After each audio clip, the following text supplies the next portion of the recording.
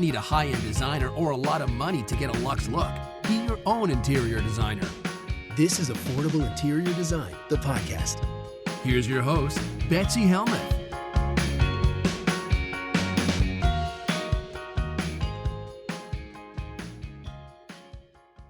Hi there, everybody. I hope you're doing well. It's great to be back with you. Even though this is practically, the end of February, I am going to dig in and start reflecting on 2022. This episode is all about trends. What's going to be in for 2022 and what's going to be out. And you say, Betsy, why didn't you record this episode in January? Well, I will tell you guys, I don't know if you're like me, but January totally got away from me. I'm in the middle of a rebrand. I had to move out of my office. I'm moving out of my house to go who knows where. Lots of transition, lots of reflection, even though I was so busy reflecting on what was happening in the moment that I didn't have the dedicated time that I usually spend, multiple days at a time, almost in an incubator type state where nothing sort of is coming in, nothing is coming out, and I'm just deeply thinking and planning for the whole upcoming year. I just didn't do that this year, but I don't think it's too late. So I'm going to be sharing my trends with you today. And then the minute we log off, I'm going to be deeply reflecting and planning out all of 2022 as if it was January, because it is never too late to make a fresh start.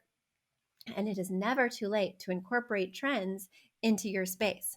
So here we go, my home decor trends for 2022. And after I cover those highlights, I'm going to talk about the things that I hope go away in 2022, things that I think are becoming obsolete or so much less interesting than they used to be.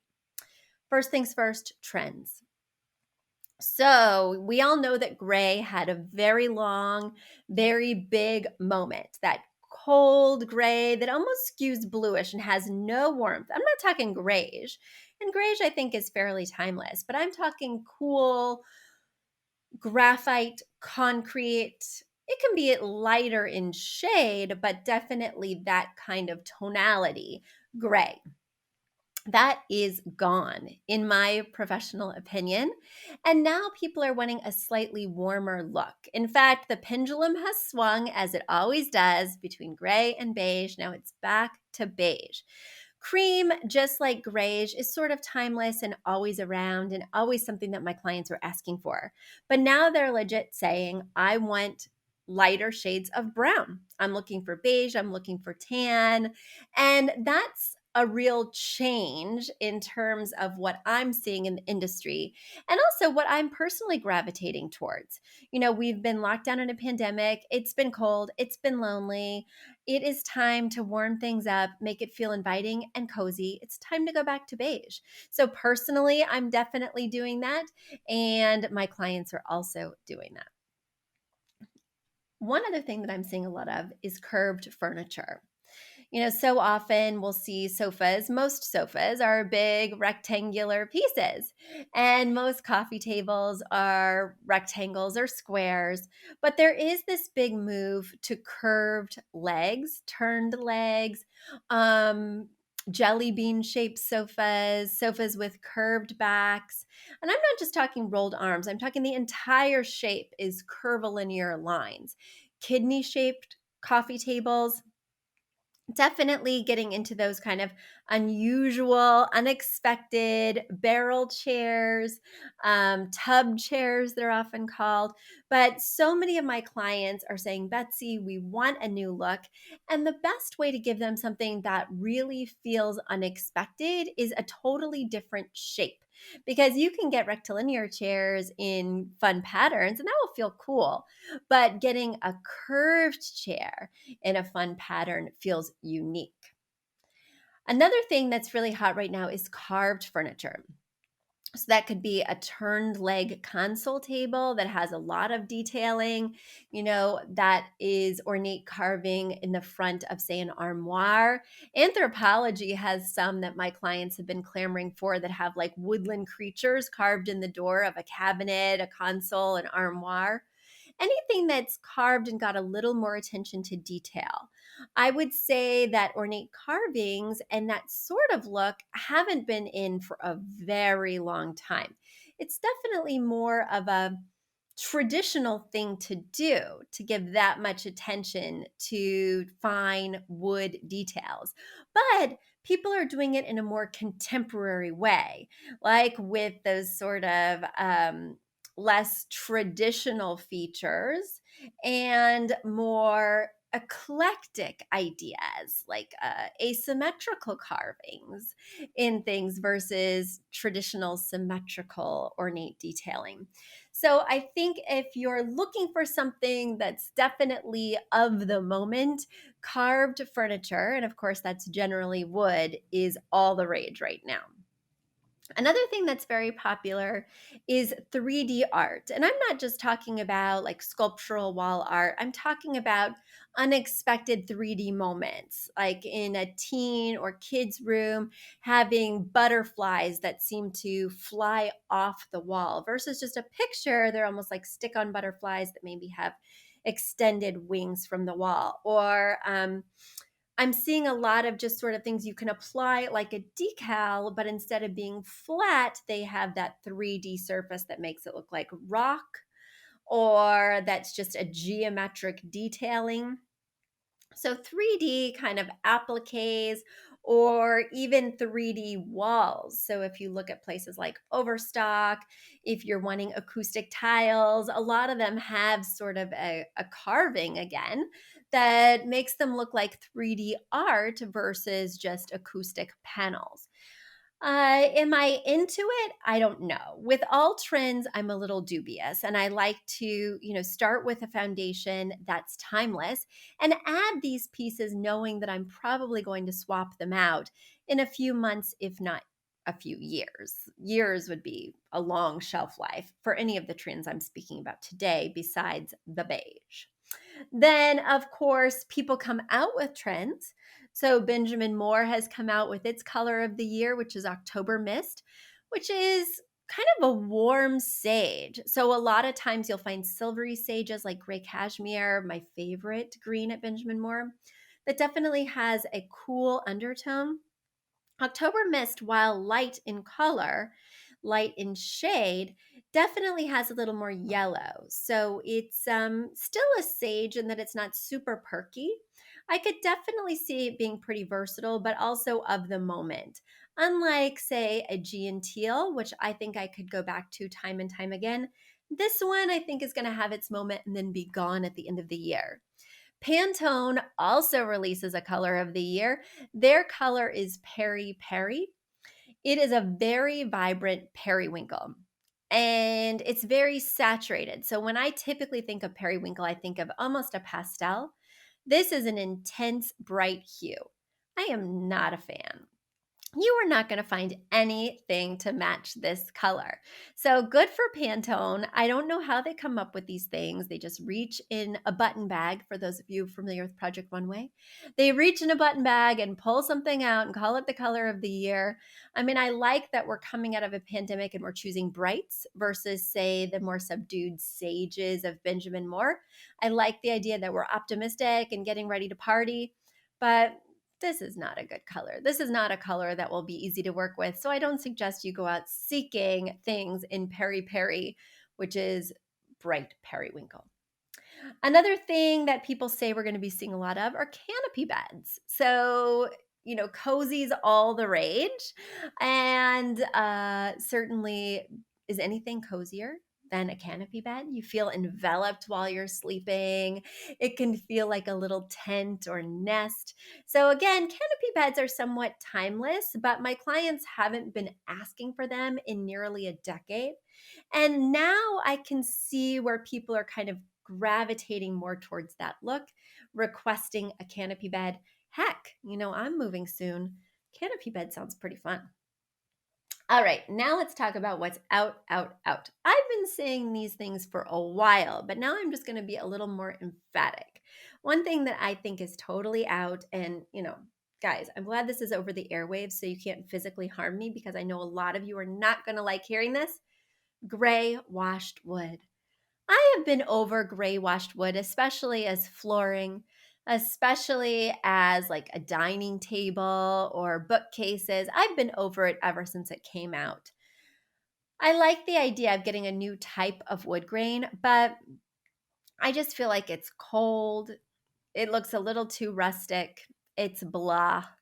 And I've been waiting for it to go out for so long. I will happily use it when my clients insist or when they're super enthusiastic about it, but it's over. It's so over. And I'm not bashful. I'll let them know. Another thing that's been over for me ever since it began is open shelving. But now all the tastemakers are saying that open shelving is going the way of the gray washed wood. And we're going to be focusing more on closed cabinetry, on closed off kitchens. So, open kitchens, that super open concept layout where you can see the family room. You can see the entryway. You can see everything from the hub of the home being that kitchen.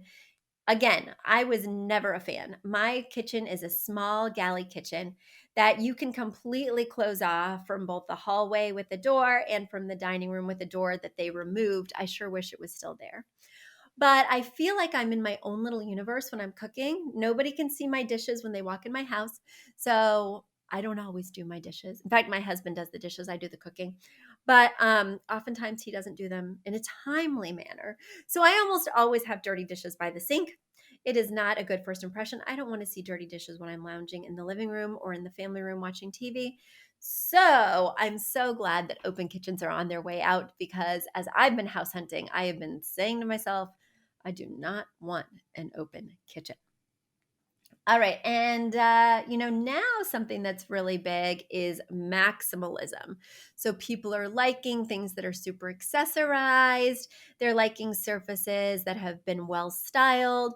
For me, I'm not a fan of maximalism, but the trend that's on its way out is minimalism. So for many years recently, it's been sort of in vogue to be very austere, to have empty surfaces, to have sleek sort of consoles, sleek dining tables with no centerpieces, all of this. And I think at a certain point it can look cold and it can look a little bit too much like a hotel, unless like someone actually lives there. Again, I wouldn't swing that pendulum all the way to maximalism, even though a lot of people are. In fact, that's being considered a big trend this year. But to me, it's clunky junky and just more dust. So, maximalism, I'm not putting on my trends list, even though other people are. Black hardware. So, black hardware, be it faucets, be it kitchen hardware, be it doorknobs and hinges, black hardware is out. And I really think its moment was so short. Brass and gold definitely had its moment back in the 80s and 90s, and it came back around recently. And I think it's still around in a legitimate, viable way. But black, in terms of faucets, handles, things like that, that true ebony, I'm not talking oil rub bronze, I'm talking black, like it's painted or even matte color in terms of hardware, is out. And I think it had a very short shelf life. And frankly, the thing that I've noticed with metals, and you've heard me say this before, is that I think any one metal can look very dated. I moved into this house 6 years ago, and the metal that was easiest to find, the metal that was in vogue at that time was silver. So, because I wanted to stay within a certain budget and because I wanted to have endless selection, I went to the silver family. Now, after 1 or 2 years, it was a very quick turnaround. Soon, all you could find was brass and gold. And I was like, well, shoot, if I want to update my chandelier, if I want to swap something out, all the cool choices are in this warm metal. And you guys know I don't mix warm metals with cool metals. So I was just stuck and couldn't take advantage of any of those trendy light fixtures or trendy accents for my own home. I just had to buy them for others. Well, black had its moment and now it's quickly gone. And this is why I believe and hope to see as a trend two-tone metal finishes. Now, certainly two-tone metal finishes are already here. You'll see a mix of brass and bronze all the time, brass and black. You'll see black or bronze mixed with silver. Those are very common two-tone mixes. But The problem is there's just not enough two-tone selection. It's few and far between. I can find you 100 table lamps that are one metal finish or another, and I can find you 10 that are in the style I'm going for and have two tones. So I think the best way to select metal finishes so that they're not trendy, so that they are timeless, is by doing the two-tone effect. So say you've already got a house that has a lot of black metal finishes. I'm designing a new construction right now in New Jersey, and it has all black metal finishes. They were playing off that modern farmhouse trend, the Studio McGee trend, which I feel is on its way out too, but I really don't want to get too beat up for my opinions. So I'm not going to say that too loud. But in my opinion, those are both on their way out, but the builders are still heavily utilizing that because people are still asking for it, right? But as I'm designing this home in New Jersey, as we're selecting the different finishes and the options we do have, I strongly suggested to my client, I'm actually meeting with her later this afternoon, that she do dual metal finishes two-tone so that we can combine the black with the silver to make it more well-rounded, first of all, less dark and heavy, but also make it more timeless. And I sure wish I had done that in my home. In fact, it's not too late.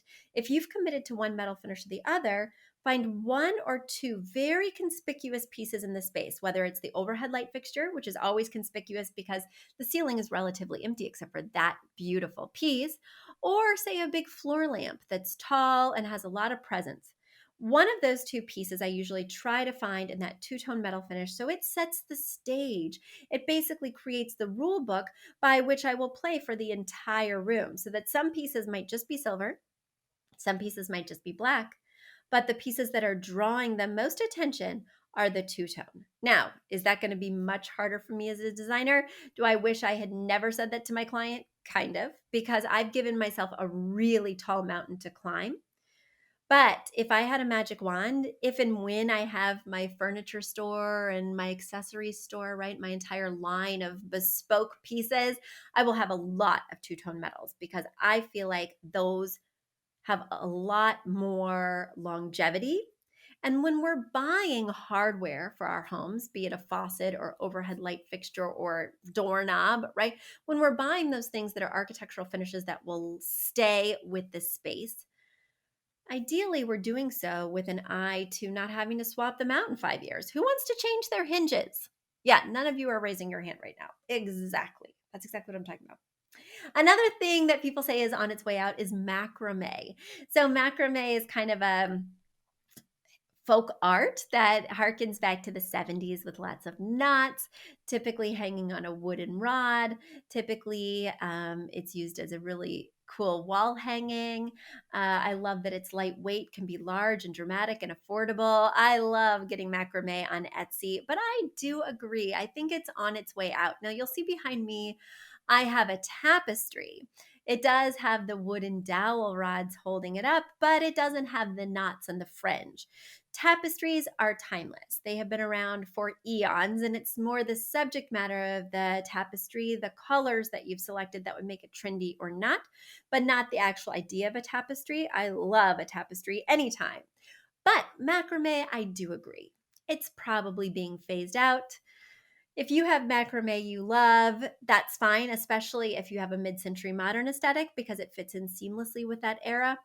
But otherwise, I wouldn't go looking for macrame, and I won't be recommending it for my clients anytime soon.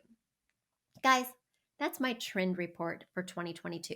What's hot and what's not. Let me know what you think. I bet with a couple of the controversial things I've said, you guys have some strong opinions. So please share those with me.